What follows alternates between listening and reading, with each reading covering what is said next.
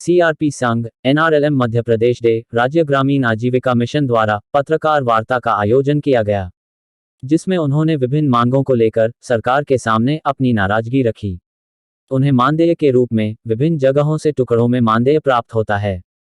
उनका कहना है कि उन्हें एकमुश्त मानदेय प्रदान किया जाए एवं सरकार पर कई गंभीर आरोपों लगाए, जैसे मुख्यमंत्री एवं प्रधानमंत्री के कार्यक्रमों में भीड़ उनके द्वारा ही लाई जाती है।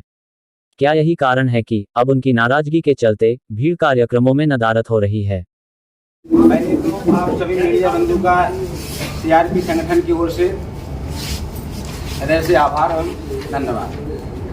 हम लोगों ने जो आज प्रेस वार्ता रखी हुई है, इस प्रेस वार्ता रखने का मुख्य उद्देश्य है कि हम लोग जो सीआरपी हैं, सीआरपी हम लोग पंचायत विभाग के अंतर्गत एनआरएलएम चलता है, मध्य प्रदेश राज्य ग्रामीण आजीविका मिशन, उसके अंतर्गत हम लोग गाँव-गाँव में काम करते हैं, जिसकी पोस्ट है सीआरपी। हम लोगों को क्या है, श्रीमान जी की स्थायी मानदेय नहीं दिया जा रहा है। मानदेय मिलता है लेकिन अलग अलग मानदेय मिलता है, 2000 कहीं से, 1000 कहीं से, 3000 कहीं से।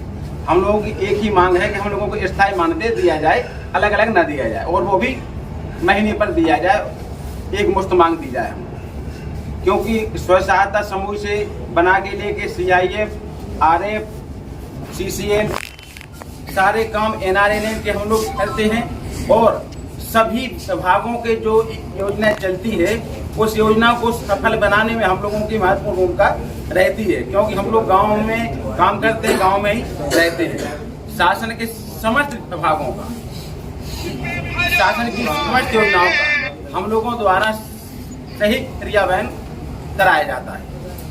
तो आज आप लोगों के माध्यम से माननीय प्रदेश के मुख्यमंत्री जी से विनम्र आग्रह एवं निवेदन है कि जैसे आपने पंचायत घर में रोजगार सहायक, अतिथि सभी विभाग की आपने महापंचायत बुलाई है, किसी को स्थायी किया है, किसी की सैलरी दूनी की है, मानदेय बढ़ाया है, उसी प्रकार से हम लोगों को भी हमारी उनसे मांग है कि एक महापंचायत बुला के हम लोगों का स्थायी मानदेय की घोषणा करें, और विभाग में जो वैकेंसी निकलती है उसकी प्रथम प्राथमिकता हम लोगों को दी जाए।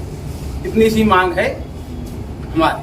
पूरे प्रदेश में कितने लोग हैं? हम लोग 55,000 सीआरपी भाई बहन हैं, और 3,70,000 के लगभग स्व सहायता समूह संपूर्ण मध्य प्रदेश में गठित है, जिसमें 52 लाख के लगभग दीदी पूरी आरएमपी में जुड़ी हुई है। हम लोग 52 लाख महिलाओं को हम लोग देखते हैं, स्व सहायता समूह बनाते हैं, उनको दीदियों को सशक्त बनाते हैं, बैंक तक जोड़ते हैं, भोपाल तक लाते हैं। यहाँ तक कि माननीय मुख्यमंत्री जी की जो भी सभा होती है, शासन के जो कार्यक्रम होते हैं, उनमें दीदियों को ले जाने का काम भी हम लोगों के ही द्वारा किया जाता है। क्या आप सिर्फ भीड़ इकट्ठा करने तक सीमित हो गए हैं, ये मान रहे हैं आप सरकार के लिए? हम यही मान रहे हैं कि हमें केवल वो यूज कर रहे हैं, हम लोगों का नाम भी नहीं है कि हम लोग सीआरपी कौन है, मामा शायद जानते भी नहीं है, क्योंकि हम लोगों के द्वारा तहसीलदार, कलेक्टर साहब, एसडीएम साहब और 10 बार मैं खुद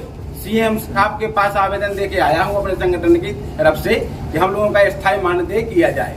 आपने ये लिखा है कि जो मामा जी दिखा रहे हैं वो हकीकत नहीं है, तो हकीकत क्या है कि आप क्या दिखाना चाह रहे हैं? हकीकत ये है कि जो मामा जी को दिखाया जा रहा है आम सभा में कि दीदी लाडली बहनाएं आपके साथ हैं, जो कि नहीं है, क्योंकि हम लोग उस गांव में रहते हैं, दीदी हमारी है, हम उस गांव में निवास करते हैं। कहीं हमारी बहन होंगी, कहीं हमारी चाची होंगी, कहीं हमारी माता होंगी, कहीं हमारी भाभी होंगी।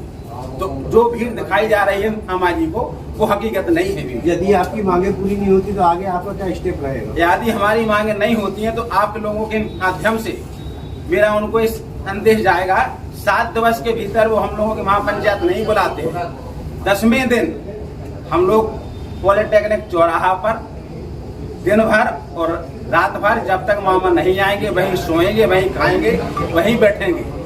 कम से कम 20,000 उनकी लाडली बहनें वहाँ भोपाल में आएंगी। 10 दिन बाद जो भी तारीख आएगी उस दिन।